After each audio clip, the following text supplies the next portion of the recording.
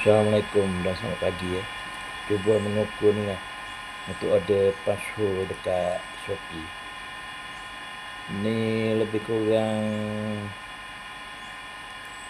20 lah ni. Lubang ni 20.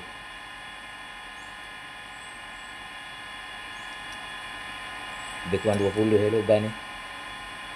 Lubang yang throttle body tak silap aku ni. Ni genset ya, lebih kurang je. Genset yang motosikal ni, carburetor je.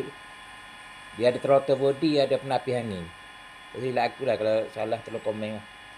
Betulkan balik. Aku bukannya pakar sangat dengan enjin ni.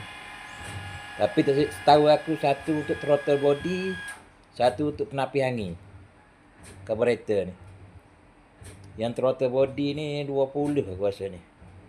20 lah. Lubang gasket. Yang ini aku rasa 15.